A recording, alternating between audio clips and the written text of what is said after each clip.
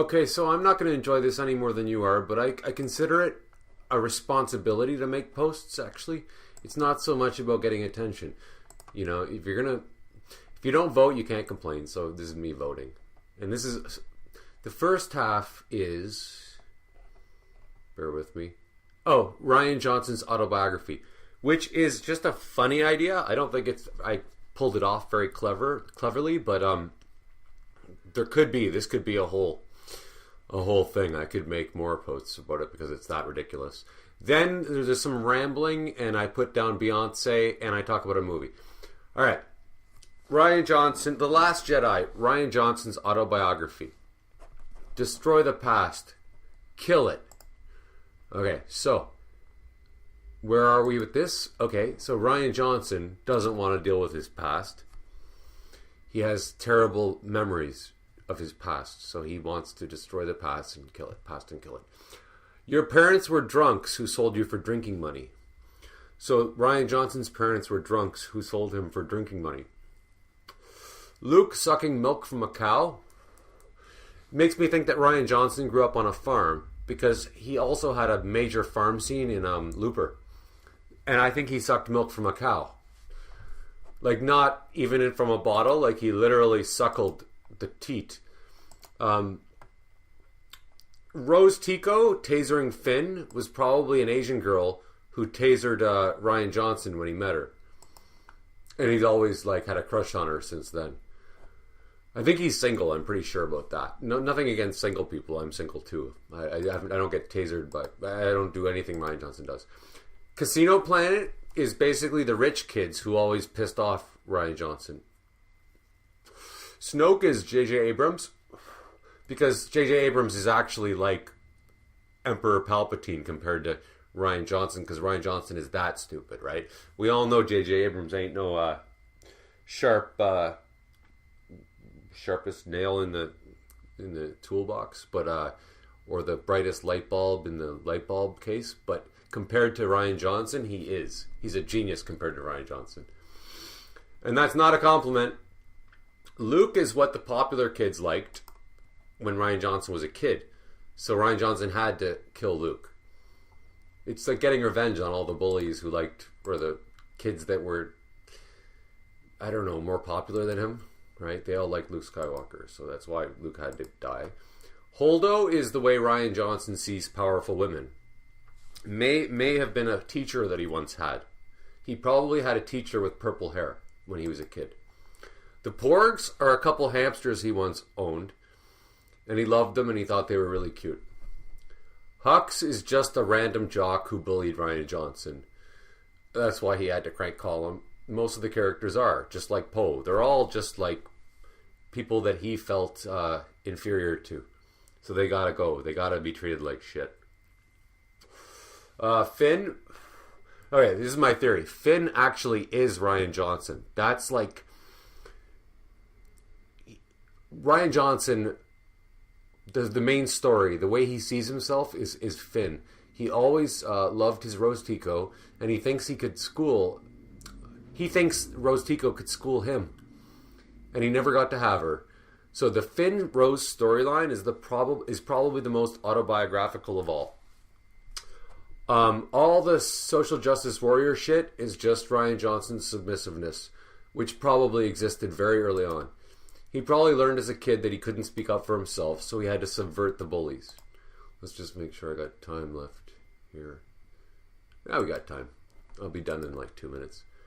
If we are lucky enough to get Rian Johnson's trilogy, and we are lucky if we get that, please don't look at it like we don't want this. We want to see a complete... It's not even a dumpster fire. It's a case study. It's like the deepest insight we can ever have into a moron's mind. Where are we? Oh, okay. Yeah. Star Wars. Oh yeah, this is an interesting idea that I haven't heard anybody else bring up. Star Wars has become McDonald's. Okay, colorful plot twists, but no heart. Basically, we're watering it down, and we're just going to have action scenes, but we're never going to have the force. We're never going to have any meaning in our movies. It's just digestible and it's easy to watch. And I actually kind of half admire Rian Johnson for bringing up weird surprises. I never would have thought of that as a writer, because I would always have to back up any idea I had. But just the idea, like, you bring up anything you want whenever you want, because it's a plot twist, and audiences will stop falling asleep.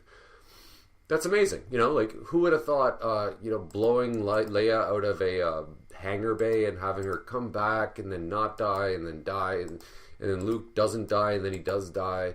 I always admired that. Breaking Bad does that, but that's more of like a TV show strategy, not so much for a movie. Stanley Kubrick, what I love about him is that he didn't have plot twists just for the sake of plot twists. It was a slow burn. Anyways, moving right along. Now I ramble a little bit. Defending my purpose for being on here, you know what's worse than me shutting up? You talking. So I won't shut up. I owe it to myself. I owe it. Moving right along. I've probably watched 100 movies in the last year. And I just saw a movie that scared the crap out of me. Nothing has scared me so much since Psycho, or maybe Texas Chainsaw Massacre. Oh, again, bringing up Kubrick. The Shining did not scare me at all. I have very weird taste in movies, which is why I'm not popular on here. I have really weird taste, period. Now, I hesitate to even repeat the title of this movie because it was that scary. I guess I have to. So it's called 14 Cameras. Oh my God. I wouldn't call it a horror so much as a psychological thriller. But I'm traumatized, and it scared me more than any horror movie has. I'm just not sure I want anyone to see it because it was that messed up. I would never recommend Texas Chainsaw Massacre to anybody either. But what's excellent about it is that the theme is integral to the plot, and it makes a strong comment on the thing that it is strongly commenting on, which is, I guess, how ugly men are. Oh, yeah, it was wonderful. Jesus, I'm still freaked out, traumatized. And the funny thing is, as soon as I finished it, I looked it up to try to read the trivia about it, and it has terrible reviews, and most of my favorite movies have terrible reviews. Just checking time. I got 3 minutes left. All right. Nothing new. So there's that. Now, but the thing is that you have to remember is that most people think Beyonce is a genius. So most people have terrible taste. So you would actually, I would be better off trusting my own taste. And so now rambling more, and now we're getting into Beyonce a little bit. If you looked up clown in the dictionary, Beyonce would probably fit the definition perfectly. And if you looked up clown in the thesaurus, the same could be said about Beyonce regarding being a clown in terms of synonyms. And just for the sake of it, I looked up clown in the dictionary, and I was going to write anyways, regardless of whether I was right or wrong. I was going to say, okay, I'm wrong. She's not a clown. But I looked it up. All right. A clown is defined as a comic behavior, in quotes, a comic behavior as in a circus. I think we can agree that she's in a circus. Theatrical production, of course, or the like. And she is a comic, I mean, give me a break, who wears an outlandish costume and makeup and entertains by pantomiming common situations or actions in exaggerated or ridiculous fashion by juggling or tumbling, right? Okay, so she's a clown. Now, I'm a clown too, in her defense. I can't say I'm any better. But, there's a few things I don't do. I don't wear outlandish costumes or makeup. And in Beyonce's defense, she doesn't juggle. I can juggle. So she could plead that she's not a clown because she doesn't juggle. Or she could even prove that she can't juggle. Anyways, so I'm done. If you like this, then click dislike and then subscribe and comment.